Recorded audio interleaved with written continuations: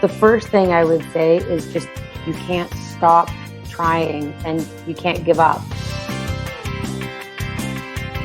The rush that you get from performing, the feeling of just being on stage and being able to fly around as a job. Like, that's what I love to do. I love to be in the air.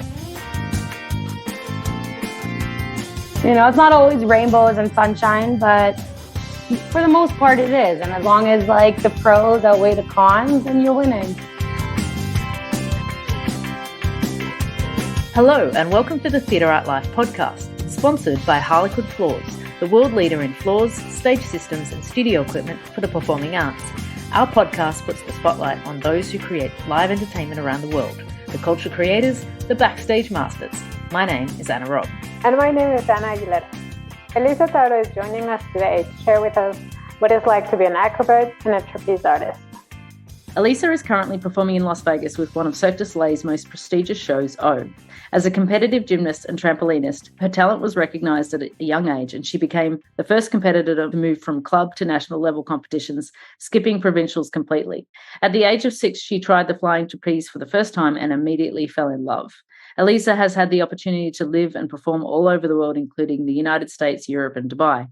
She speaks multiple languages, and in addition to performing, Elisa is an avid snowboarder, water skier, and also a lover of food, and started a YouTube channel, cooking and baking with her mother during the pandemic. Elisa, welcome to Theatre Art Life. Thank you. Happy to be here. I always start with people who are in performance who go from gymnast to performing, and I always ask the question, like, what was a transition going from like a gymnast to a performer in a show like, and when was that and how'd that happen? I started with gymnastics and that's how I got into everything. But I quit when I was, I think, 10 years old. So I did it for only 5 years. So it just kind of set the base and everything. My mom took me out of gymnastics because it was just too demanding. And I was spending more time at the gym than at home. And I liked it, but it wasn't my dream and I didn't love it. And I was missing too many family dinners because food is meals together is a big thing in my family. And so I don't think I've had the same experience as other gymnasts switching into performing, but I did a bunch of different sports like trampoline, a bit of diving, and I started circus at a young age. And so the transition from competitor to performer wasn't so like extreme. How's it like to be on a trapeze when you're 6? That sounds fun. It was the best thing ever. I was on vacation with my family in Club Med, and I think 6 was the youngest age that you could do it. And I went up there and just loved it. I think my parents tell me that's when they knew I would be a performer or I would be in the circus, because they used to put on shows in the resort. And I went up, I did the show, and I was allowed to do the show. I came down, ran over to my parents, and I was like, that was so much fun. I can't wait to do it again. And I actually still have that feeling now when I perform, luckily. So I know I'm doing the right thing because I'll still come down from an act and be like, oh, that was great. Can't wait to do it again. Where are you from originally? Toronto, Canada. Right. Toronto. My grandma gets really mad at me when I don't pronounce the T's, but no one from Toronto actually says it though. So yeah. And so how long have you been performing in O? I actually just passed my 1-year anniversary. I joined after the pandemic. Woo! I joined after the pandemic. Yeah, so it's been a year and it has had a lot of challenging moments, a lot of fun. It's been a roller coaster, but it's been great. And fortunately enough, I can say it's my dream come true. The act that I do bateau in the swinging cradle. And that's the one act I've always wanted to do. So to be here is just the best thing ever. And tell us a little bit about the integration process from rocking up at O to ending up in the show. How long is that? What's the build up for it? Oh, yeah. Oh, yeah. It was very Just get fast. up there and do it, girl. Just go. Well, especially It was a bit different for me because the day I arrived was the day that O reopened. So everyone had already been training for the last 2 or 3 months. And then I came and I was alone. So I kind of did my integration process when like the show was already going on. It was also interesting and challenging coming into a show like that from the pandemic when you're not you're not in training mode, you're not in show shape. And as much as we can all train and exercise on our own in the gym, it's just completely different training, circus training. So it was really hard, and it was fun. And you put a lot of pressure on yourself that you want to get in like as fast as you can. And but they were really great with not putting any pressure on me and just saying, okay, take your time. If you're not ready, we don't put you in. You have to be comfortable. If you're nervous, if this is going too fast. So it was really well balanced where you want to push yourself and get in, but you also have to be confident in what you're doing and well trained before you just start throwing it in shows. And then it's also just, you don't just go in and then you're set, you're in the show. It's a building process. So my first show, I think I just did choreography on the boat just to get used to it in show light, show conditions. And then the week after we were doing one pass, and then it's like building up. And then finally, after I think it was a few months, maybe 2 or 3 months, I was finally fully immersed in the act and doing all of the parts. But even now, it's been a year and I'm still, it's the learning curve, the process of it's a roller coaster. So some days it's like, oh, I got this, I'm doing it. And then the next day I'll go into shows and I'll make a big mistake and I get frustrated. And then I'm constantly reminded we have a great team and they'll remind me, Lisa, like you're still learning. It's normal to, make mistakes. And so do you still like finish the show and you say, let's do it all over? So first show and the time between first show and second show is like your favorite time because you get to do it all over again? No, I'd say right before the act is when it's the most exciting. In between shows, we're just sitting in the dressing room talking and snacking and hanging out. And then you remember, oh wait, we got another show to do. Okay, let's get warmed up again. But I still get the jitters before our act, like every time, like right before. How much, like when you're doing those sort of acrobatic aspects of it, how much is it like, because you're performing in front of an audience and it's not just about the acrobatics, it's about the characters and the show. Like how much sort of embodiment of character and acting is in the show with you, but maybe particularly in that act? How does that work for you? Well, this act in particular I feel like I was made to do this act because it is such so we're basically these pirates kind of lost at sea, and you wake up when the music starts and then it's a big fight and you're like the boat's moving and people are flying off. And I'm a very loud person by nature and a bit like extroverted, if you will. And so in the boat, when you're getting into character, as the act starts to progress, you get to start yelling and you start yelling at each other and yelling, just creating this like big scene. And it actually helps sometimes when you are a bit nervous or you do a trick and you can just yell after it and just like let it out. So the first show I did, I was definitely shy and I didn't know, everyone's yelling these things. And I don't know what to yell. Like, what words am I going to use? And I was focused on that and not the act. But it's the best feeling when you can play with your team and you really feel together. And then you can feel the audience as well building on. When we start to yell louder, you can hear them kind of clap more. It's just the energy, it's very high energy act. And I think it helps sometimes when you can just let it all out too. And it helps you just, yeah, it's fun. It's a beautiful act. And I've seen it a couple of times. So it's always one of the highlights of the show, I think, that act. Oh, yay. Yeah, it's I love it. I'm like the number one fan for this act. I think Well, it's that's so good much because fun to do. I mean, if you're, I think passion and intention and enjoyment is something that when you're in that, if you're not on stage and loving it, then that's the audience feel that, right? So Exactly. you've got to be 100% in when you're on stage for the 2,000 Yeah. people watching every time, So it's Right. good. And you know what? It helps having a really good team. And in the year that I've been here, we've just gotten closer and closer.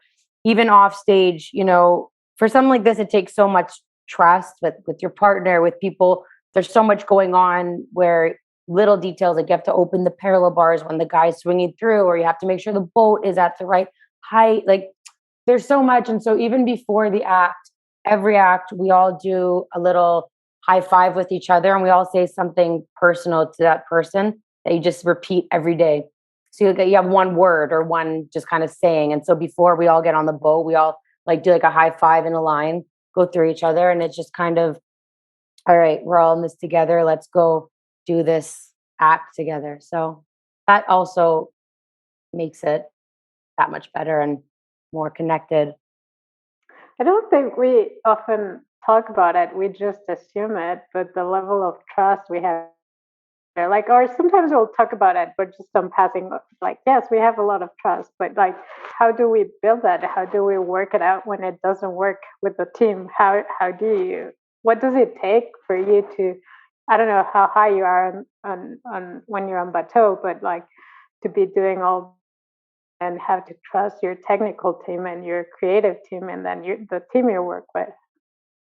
Yeah, it's an interesting process because you just, if you don't have the trust, you you just won't do it, or it won't be smooth, it won't connect. And I think that when you're going into it, I think everyone realizes you have to establish a certain level of trust before you can even start training. Like that has to be there. And that's why getting to know each other, not only on the structure, but like during training and getting to know each other as people, and the trust builds though as well. The more you work with someone, the more you trust them, or maybe the more you don't, and then you realize this isn't a good fit.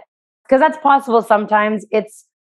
You're not in this act in particular, you don't necessarily choose your partners because it's a big group act. So it's not like we're a duo and you find each other and you need to have that connection. When it's a big team, sometimes if someone's out, you have to switch with this person and you're not just always with the same person. So I don't only have trust with my one porter that I work with. Like I don't do all my tricks with everyone else, but if someone's out, you have to move this side, you have to go here. And I think communication is one of the biggest keys to trust, is that everyone needs to communicate with each other. How are you feeling? How was that? And also the trust that you can speak openly with your team and not be scared that they're going to judge you or maybe, shut you down completely. Because a lot of times there is always this thing with the porter and the flyer. And the flyers always think that the porters blame them for this. And it's like, that's just part of it. But yeah, I think communication is the biggest thing in building trust and just being open and honest. And yeah, and also knowing that mistakes happen and sometimes they will drop you, or sometimes you will catch the wrong way or not so good and you might hurt yourself. But that's part of the job. So Yeah. So on that, like, what is your approach to maintaining yourself physically, knowing that you're so consistently performing, and that's such a different mentality than, say, somebody who prepares for the Olympics, where they have a particular training regime to compete for that one day, and performing is just completely different because it's consistency, right? Full time, yeah.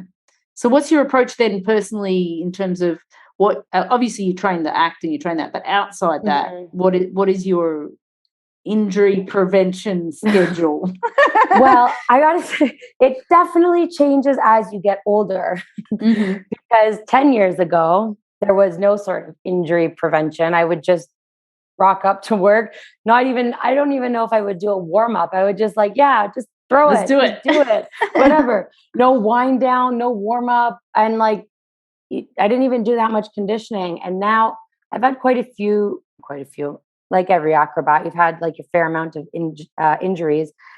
I did hurt myself well, I had shoulder surgery a few years ago, and that was the one that really, that was the one that I really realized, okay, you need to do a lot more. And it's not just the rehab after, it's realizing that you need to do a lot of injury prevention exercises so that something like this won't happen again.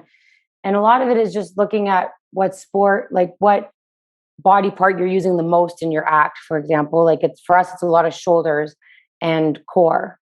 And the best way to prevent an injury is just to keep all of that as strong as possible, but not just with like lifting heavy weights. It's doing like the little exercises, like the really tedious, annoying ones that no one likes to do, but grabbing that elastic band every day and just making it part of your just daily routine. Because I know now that I had a back injury, and if my core is not strong, even from a few days of not conditioning, I'll feel my back. And now I just realized the only way that I can continue as a performer in my job relatively pain-free is if I do a certain amount of conditioning every day, just to warm up your body and keep those muscles like, so they're always firing. And yeah, a lot of it is just being disciplined to do something every day and not waiting till it starts to hurt before you address the issue. I always find it fascinating, like acrobats and gymnasts, is the approach to working with pain, because I think that you even as a gymnast or whatever like that, you're working through, and it's such like you've got to realize how different that is than most people in a day-to-day life, right? We're an interesting bunch of people, because even you just kind of, it's an acceptance that this will hurt and this is going to hurt. Not even, it can be a little bit of an issue when people try and push through injuries, because that's also part of our industry is if you're injured, you're not working, and then you'll get maybe restricted from your show or you can't do this act. So a lot of people sometimes tend to not address the pain that they're feeling until it gets to be a serious injury, and then you're out for who knows how many months. But just aside from the injuries, a lot of times like your act in general just hurts your body. Like at the moment, I know this is a podcast, I've got giant like blisters from my wrists, like ripped calluses, just from repetitive. I'll have a blister, it rips open, and then I'm still training and my partner is grabbing that open blister, which hurts so much, but you just kind of put that pain somewhere else and just work through it. And then eventually it'll heal and you'll be like, oh, this is great. And then it happens all over again. Okay, here we go. But yeah, you really learn how to manage your pain levels. And now a moment for our sponsor. The Theatre Art Life podcast is proud to be sponsored by Harlequin. Harlequin is the world leader in floors, stage systems, and studio equipment for the performing arts. Established in the UK over 40 years ago, Harlequin is the preferred performance floor for the world's most prestigious dance and performing arts companies, theatres, and schools, from the Royal Opera House to the Bolshoi Theatre, the New York City Ballet to the Royal New Zealand Ballet. Harlequin's experience and reputation are founded on the development, manufacture, and supply of a range of high-quality sprung and vinyl floors specifically designed for dance and the performing arts. Backed by an engineering team and independent research, Harlequin also designs, builds, and refurbishes stages, working with stage engineers and theatre consultants in leading venues across the world. Harlequin is the global leader in its field with offices in Europe, the Americas, and Asia Pacific. Find out more at harlequinfloors.com, HARLEQUIN floors.com. How is it like for a performer when you get, or to find that point when it hurts but it's quote unquote normal? It hurts, is no longer normal, but I can push through. Should I not? And then you're out. Well, everyone is different, and everyone deals with their injuries in a different way. And sometimes there is a bit of like there's two sides. There'll be like the coaching side and the physio side, like the med, where they want to know every single like are you feeling pain today? Is this hurting? Is this hurting? And well, if I say that this is hurting, then it'll start. But you know yourself, Kate, is this pain? It's more how much it affects your work and your life. Like, is it hurting in the act? Or is it hurting after? Or are you waking up in the morning and you can't get out of bed kind of thing? Is it a constant pain? Is it only when you do certain movements? So there's so much going into it. And a lot of times in the beginning, if you catch something, like for example, your shoulder's starting to hurt, if you go get a massage, you realize, okay, it's sore because this muscle's too tight because I overworked it. So you can fix it. If you can just work through the pain for a little bit and do your own rehab, do your own exercises and get a massage or something, then it'll go away. But if the pain is just progressively getting worse and your performance is decreasing, then there's that point then you're in trouble. Then you're in trouble and you need to make a decision. But everyone handles it differently. And I think depending on your background as well, because people in performing, they come from all different types of backgrounds. Some gymnasts, like old school circus, or they self-taught, or they're a professional athlete in another sport. It's all, you could see how people were raised to deal with pain and how they deal with it, because a lot of sports will tell you, okay, suck it up. Or some people will be like, no, second I feel pain, I stop. So yeah. Yeah, that's super interesting. Mm-hmm. So you speak multiple languages. What languages do you speak? Try to. Two. I speak French and Italian, and then that makes three. That makes three. Because you got English. Yes, got that. Canadian English too. I get called out all the time in the States here.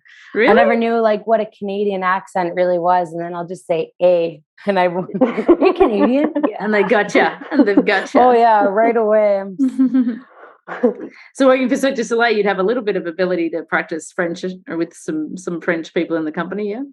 Yeah, this is what I love about working on a big team with so many international performers is first of all, you're hearing different languages all the time. It's not just English, and people are from all over the world. So yeah, you can practice French. There's a lot of Russian in our show, and then you can always just learn a new language and pick up on a new language. If your whole team is speaking, my very first job, I started to understand Portuguese because my whole team, they were all from Brazil. And so all day, all night, I was listening to Portuguese until finally I'm like, okay, well, if I don't figure out how to understand, I'm not going to be able to join into the conversation or know when they're talking about me or not. And yeah, I love working with a cast from all over the world. And my one of the girls on the boat with me, she's French Canadian. So I've been able to practice my French and not lose it. It's very easy to lose a language if you're not practicing. So it's good here. I get to practice all of them. So Italian, your family's Italian? Yeah. My family, my parents were born in Canada, but the rest of my family was born in Italy. Yeah, we're the kind of stereotypical Italian family in the sense that all we do is eat. And that's just part of our just life. This is where your love for food comes from, basically. Oh yeah. This is the hard part about being a flyer, is that I wish I could be a porter and just eat everything. But that's the thing. Every time, whenever I'm planning a trip home to go visit my family, the first thing my mom asks me is okay, what do you want for dinner the first night? What have you been craving? What do you miss? So yeah, my parents didn't really teach me Italian. They both speak Italian, but I studied Italian in school. So that's the one language that I speak that I actually had proper formal training. I mean, we learned French in school in Canada, but up until you're like in, I think, grade, like in high school. But from like high school French, all I remember is, hello, what's your name? Where's the bathroom? But then you ended up in Italian TV. I did, actually. And that was a really fun project to do during the pandemic. What was that about? Well, I got a private message on Instagram of some guy that was looking for contestants to join this kind of Italy's Got Talent show. And I'd never heard of it. And then I have some cousins in Italy, and I called them because I wasn't sure if it was real legit or not. If it's like, is this legit? Is this real? I don't know. And I called my cousin, like, have you guys heard of Tu Si Che Vallis? Like, what? Yeah, we watched. It's like a huge show there. And they ended up asking me if I could do an act, which I hadn't done in years. Like, can you do bungee trapeze? I mean, I'm not going to say no because it was the pandemic and I wasn't doing anything, and I wouldn't turn down an opportunity to go to Italy. So I'm like, yeah, I can do it. So I had a few weeks to put together an act. I got to go to Italy in June or July 2020, it was such a weird time with COVID and traveling, and it must have been intense.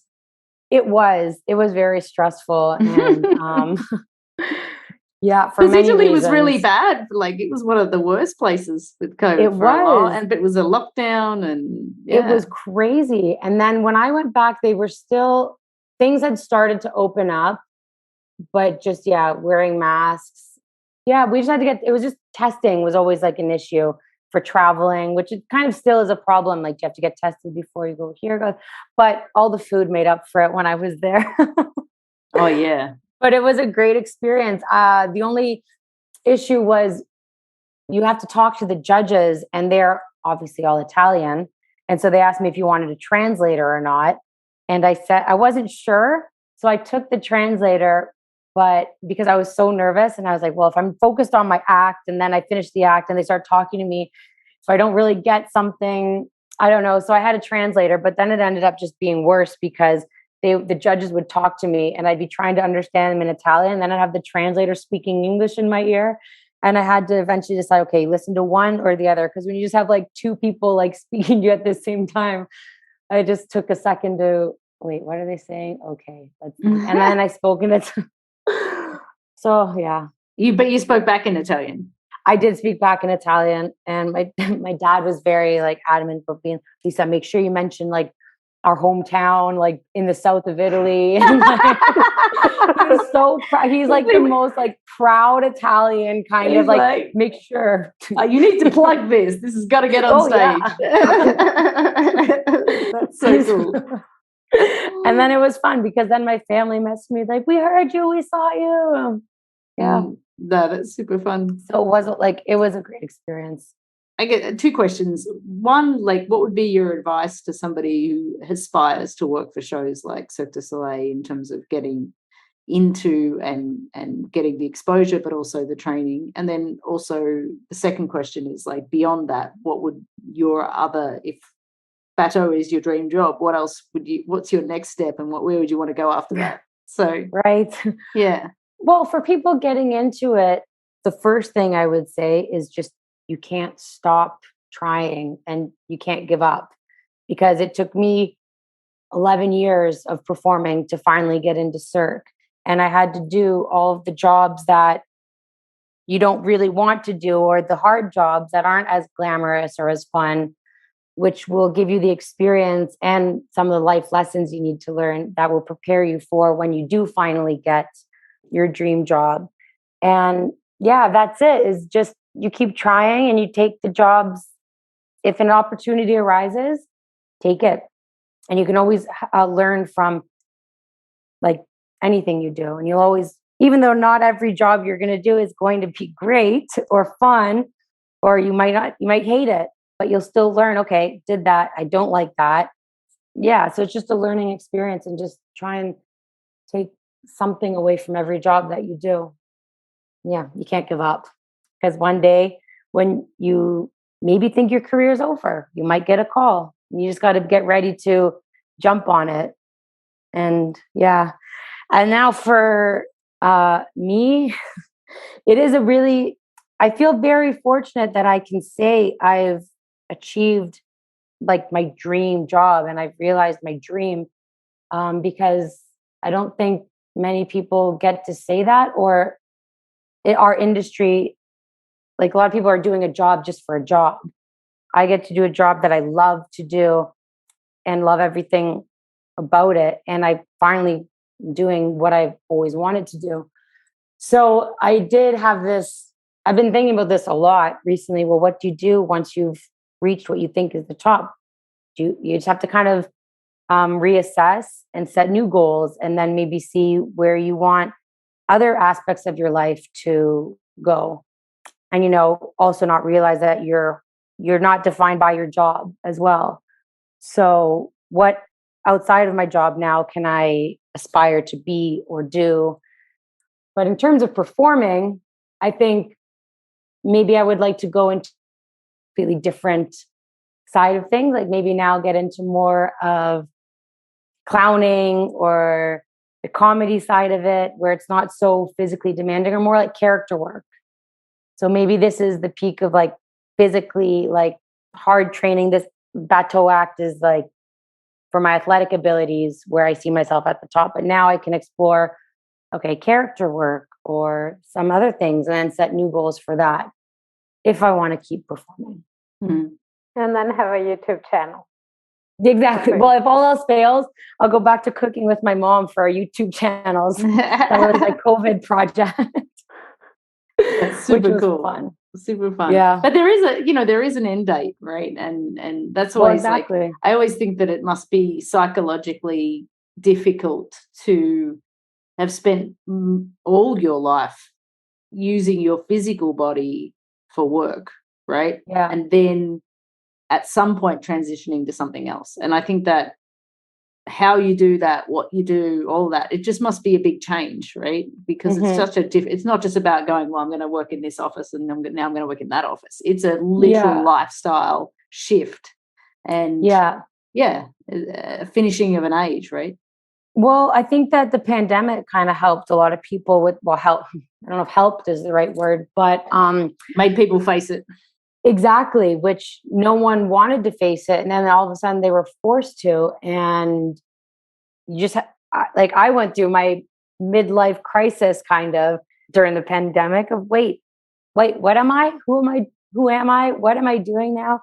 If I can't perform, I define myself from my job. Like, Elisa, you're a performer.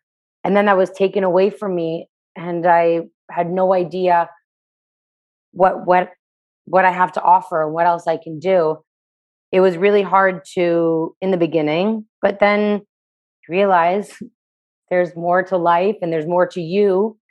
Yeah. So I don't know. It was just, it's an interesting thing. And I think that sometimes our industry is good with it and not good with it, but helping artists have that conversation earlier on in your career, or I think that it should be something that is discussed in this industry where you guys are all performers now, but start to think, what would you like to do after? Like, just so you start, so it's not all of a sudden, okay, now you can't work. Now I realize I have to come up with a whole new career. It's like, if you're starting, like, as you're starting your career, start thinking about everything, what you can do after. Maybe you like stage management side of things, or you like coaching, or, just start thinking of your options while you're still in it, so that when you're stopped, it's not just everything comes crashing down and then you're left having a crisis. Yeah. But I think what you said is like, it's more to you. I really like, there's more to you than just that you perform. I really like that, because I think that's something that most performers always need to remember, that it is a large part of your life, but it's so important. Oh, well, I was thinking that it's also kind of tricky because it has to be, right now, as I say it, I'm not a performer, but it has to be a self-realization of this process. Because once you get to a performing point, you're no longer training. You no longer have a real mentor or someone guiding you through, like when you start training as a kid. So you don't have that mentorship, but also it's not the role of the coach. It's not the role of PMED. It's not the role of the stage manager to tell you, what do you want to do when you grow up? It's true. It's kind of a gray area. Like who takes you, leads you through that. Yeah. Yeah. Well, actually, our artistic director had said to us in one meeting that we had, one tapis rouge, and I think everyone kind of came to this conclusion or realization after the pandemic. I think we all learned a lot during the pandemic, but he made a point to just kind of say to all the artists in a meeting, "Hey guys, you should don't forget to think about, what you want to do after. And it's important to start to consider this and see where you want to go." So I guess the artistic director, if could kind of help, but yeah, it's kind of also, I think it's just something of getting older and you learn out of necessity, like a life kind of, yeah. Yeah. So yeah, it's an interesting thing. I think you've already said what your favorite thing about the job was, just doing bateau. But what is your favorite thing about being a performer generally? I'm so bad at choosing one thing. I always I don't even have a favorite food, but I guess just the rush that you get from performing, the feeling of just being on stage and being able to fly around as a job. Like that's what I love to do. I love to be in the air. It's pretty cool. I just get to fly around. It's my job. I get paid. Right? Like that's what I love climbing on things and like moving around. And when I get to get paid to do it, that's just like bonus. So yeah, just loving what I do and being able to make a career out of it. Like that's just the feeling that you get from performing, like what you feed off from the audience's reaction. So, yeah. The not so nice question, like the industry can be rough. What's something that you would like to change either about the industry or your specific job? Yes, I know it's hard. Well, the thing is, I think every industry has its ups and downs. And so no matter where you work, everyone's going to say, "Oh, well, we have this in our industry and this is a problem." So there's always an issue. And I always try to look on the bright side, I don't like to focus a lot on the negative, even though it's there, but it doesn't prevent me from, it's not so bad that I can't do my job. But there's always some downsides to working also in like big companies, or there's like nepotism, or you see sometimes people maybe are promoted and work their way up in a specific job because of seniority, or they've been there for so long. So someone that is new who maybe has more experience wouldn't get the job because this other person has been there and put in the hours. But just putting in the hours doesn't mean that you're actually qualified for a job. That's one thing that can be a little bit frustrating sometimes, is when people get promoted to positions that they maybe aren't fully qualified for, or there was someone that was more qualified but hadn't put in the hours or the time, or they were still new in the company.